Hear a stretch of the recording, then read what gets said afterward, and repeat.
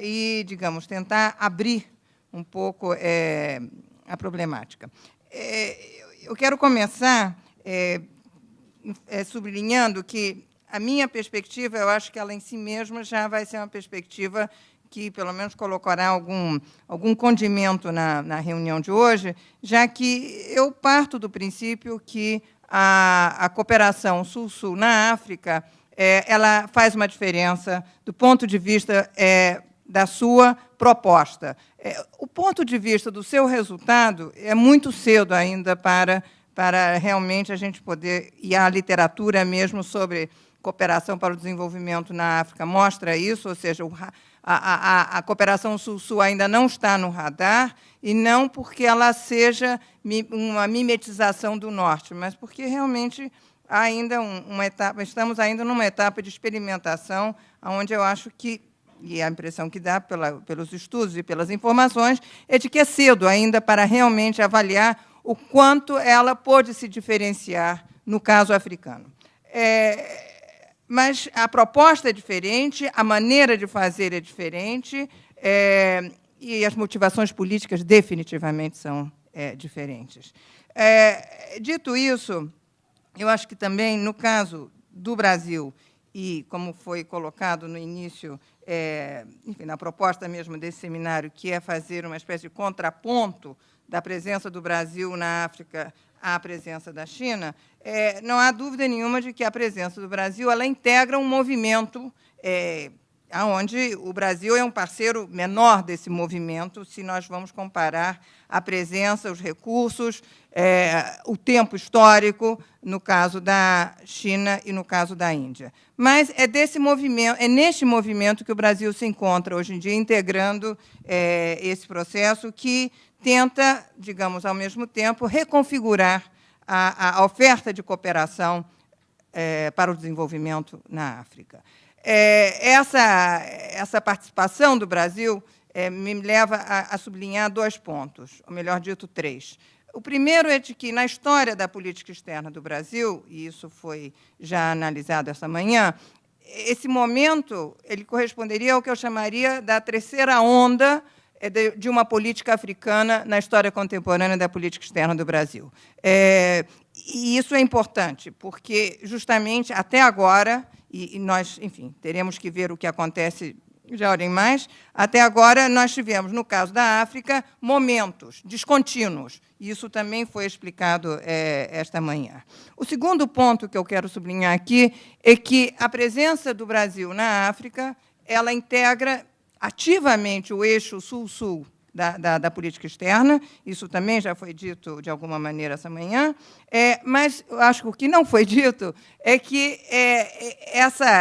digamos, a dimensão africana ela integra a dimensão sul-americana, não é só numa questão da organização, digamos, de um diálogo ou de um fórum de interesses comuns. Estruturalmente, do ponto de vista da ação a Sul-Sul do Brasil hoje em dia no mundo, e da sua participação na construção do que se chama um Sul global, o Brasil atua concomitantemente no âmbito africano e no âmbito sul-americano. E digamos, são 2 patas, são dois pilares, são os 2 principais pilares dessa atuação brasileira. E eu acho que isso é importante, primeiro porque nos abre um caminho comparativo muito interessante, até do ponto de vista do ponto que eu já mencionei, que é o fato de que, no caso africano, existe uma descontinuidade, existe um processo de ondas, enquanto que, no caso sul-americano, existe um processo contínuo de aprofundamento.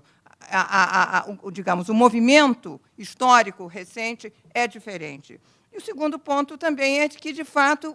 a gente encontra elementos, digamos, semelhantes e também elementos específicos que mostram as especificidades dentro desse comportamento, dentro dessa prioridade, dessa estratégia Sul-Sul da atuação internacional do Brasil. A presença do Brasil, hoje em dia, na África, ela também tem que ser compreendida, e isso nos leva a uma outra discussão que nós não temos tempo para desenvolver aqui, mas que fundamenta, pelo menos do lado do Brasil,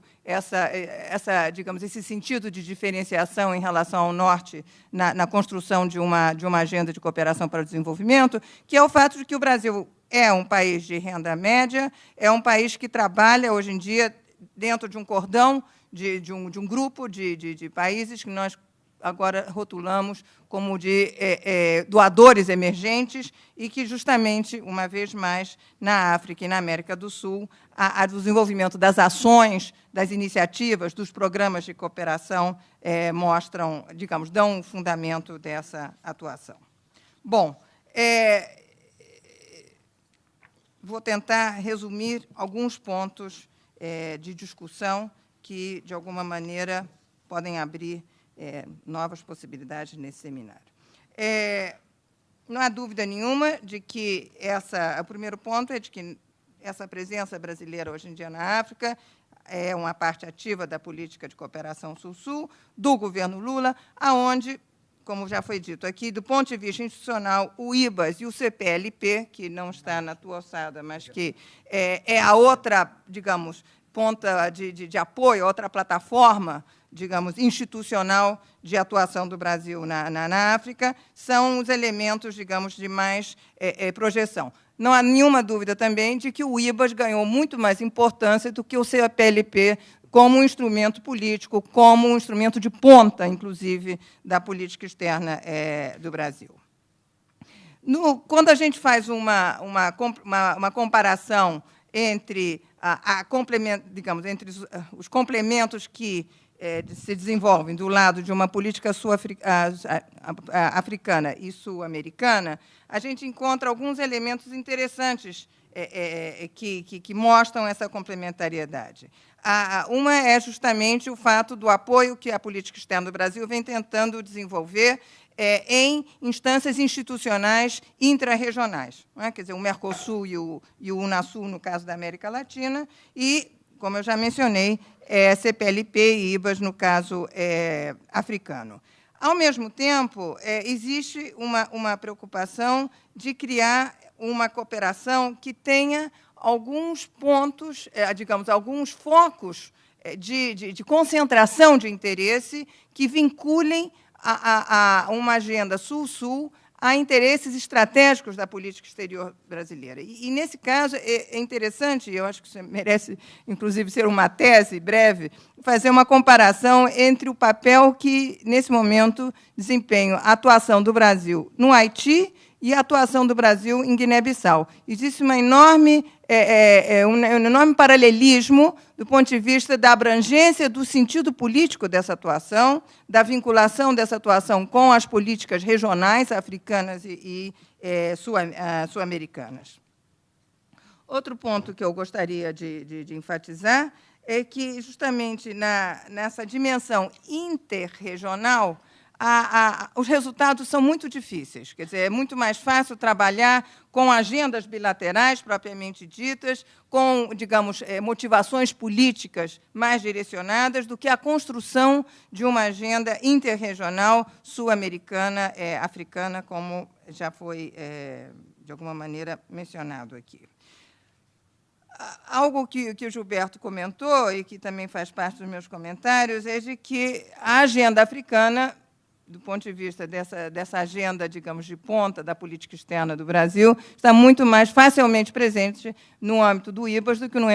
âmbito do BRICS. Ou seja, a África não existe praticamente no âmbito do BRICS e, obviamente, a ausência da África do Sul dos BRICS é uma explicação para isso. Não é a única, mas é uma explicação para isso. Agora, do ponto de vista da configuração da cooperação Sul-Sul, existem muitos pontos de contraste que se podem desenvolver em relação ao Brasil e à China. A cooperação Sul-Sul ela é